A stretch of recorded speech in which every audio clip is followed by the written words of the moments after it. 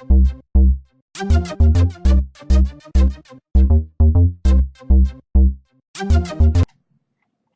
Wargamers! Today is what's on my desk. Well, other than the other two videos you just saw, I have quite a bit of stuff actually on my desk right now that will be cleaned off. First off, I'd like to show you my Troll Bloods that I'm currently working on. I've only have one model that's fully completed, and this is the Troll Blood the spear thrower there. Really loved how that little comb or hair came out on him. If you look really close, you can see his eyes. I actually got the color of his eyes in there. Of course, the browns came out real good. The spear, I wanted the spear to be a little bit different brown. So I went with, what was that, umbral brown? Where is it at? Yep, umbral umber from P3. And then I did a highlight with Battlefield Brown. Gave it more of a oak, or I'm sorry, a walnut color. Don't even know the color of my trees now.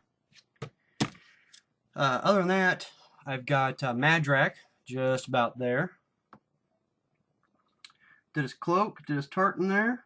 If you can see it real good. See all the little checks in there? That was a pain in the butt, let me tell you. It's the first time I ever, actually I think it's the second or third time I've actually done tartans, so. Got his little gemstone going on in his hand.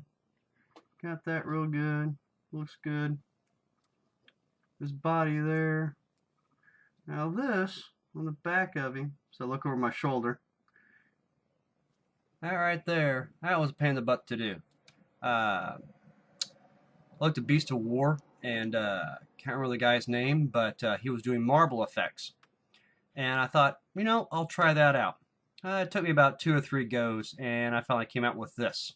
I went with a bluer marble, a little bit of gold, a little bit of yellow, a little bit of patchy, other lighter and darker patches of blue in there. Give it kind of a marbly effect. That's one of the things. That's one of the things that I'm trying to expand on. Is in this case marbles. Looking at marbles. Making sure what I see is what I can actually apply to the model. Saw an interview with Les over at Adepticon about trying to do that instead of trying to substitute other colors that you're working with. Say like you can do blues really good, but you don't do yellows very well, and so you generally stay away from yellows and always use blues. That type of idea. So I'm trying to expand. Mine's more of making things look a little bit more realistic instead of fantasy, if you want to call it that. So, you know, marbles, woods, to make them look a lot more realistic. Another thing I got on my desk here is a command vehicle I've been working on. I took it off of a military striker unit. However, the striker is, well, it's a wheeled vehicle. The one I saw that I got a picture of that I based my Rhino off of is has a 50 cal mount on it. It looked kind of funny when I tried to put it on the Rhino. It made it a lot taller than what I think it should be for the Rhino. A Rhino, however, I went with a heavy bolter. A regular storm bolter on there. On it. Substituted the exhaust because this is the old Rhino. I took the old exhaust off because they always break all the time. So I went and popped them off, put my standard wolf heads on there like I've done to all my Rhinos because I was tired of replacing the exhaust on them. On this front copula here, I put a couple more, well, they would have been weapon, place where we put the weapons on. But they also have the nice little glass look to it once they're painted up. Double stacked, the old style smoke launchers. Probably work on the new one too, on the new Rhino. This is the newer Rhino hatch, by the way. This, some of you may recognize, this is the teleport homer. I'll put another one here, have another antenna on the other side, maybe a couple right here in this area, like big twin whips. So I wanted to be a command vehicle. This piece here is actually relatively easy to do. I had it done in probably a couple hours once I just started looking at pieces and digging through my bits box. If you look underneath here, this is how I filled the hole underneath the underneath that big huge white circle right there. That's how I filled this piece here. In here, all it is an upside down circle base, fits nice inside it. And then this copula is off of a newer Rhino, the newer chassis a lot of people have, and it fits right inside it. So it's really, really good. Still makes it look like there's a gunner that could be, you know, in here shooting it manually if he had to. Plus, I got the little servo skull on there too, so if they want to shoot it unmanned, we got the servo skull on this one. Here we got a little bit of icon. This is off of a banner. This piece here is actually off of the Predator.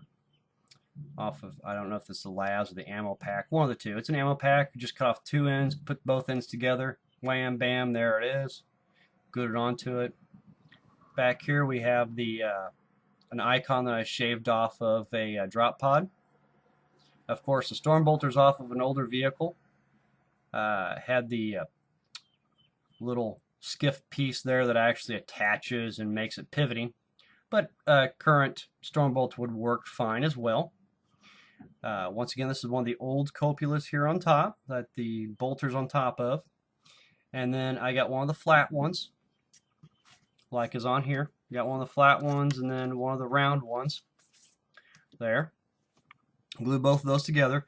And believe it or not, these old round ones here, either one, will fit inside these newer copulas. So if you have some of the older Rhinos or bits of older Rhinos, you can make some cool stuff. Plus, if I wouldn't have glued this copula down, because I have 13 of these chassis. Quite seriously, I have 13 of these old Rhino chassis. Right? Crazy, huh? Anyway, if you don't glue this down, then you can use it. Put the twin link storm bolters or whatever. You can still use it as a Razorback. Excuse me. That's what I was thinking. I'm actually going to leave the center vent here blank, only because, well, that gives it kind of an NBC, nuclear biological chemical filter, if you want to call it that. And these things fit in here very, very snugly. You may even have to shave down, if I can get in there. There we go. You don't even have to glue it down. It fits so snugly in there. Ugh. My servo skull's not wanting to stay on top there. I don't know why. Too much or not enough glue, one of the two. One other thing I have to show you guys. This is a track off of a stormlord, and this is how far I've gotten. Yeah.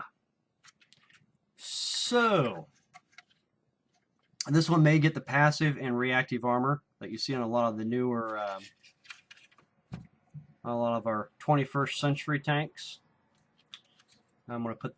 I'm thinking about putting the shopping cart style armor on there, and then possibly through here, unless I have my sponson on here, I am going to probably do it in small sections of the reactive armor. It looks like a bunch of shoulder pads layered on there. So I think I might try to do that. And of course, I'm going to go through weathering and everything like that. Got to get a lot of magnets so I can get this done. Other than that, folks, take it easy. Catch you in the next one. If I can stop my webcam.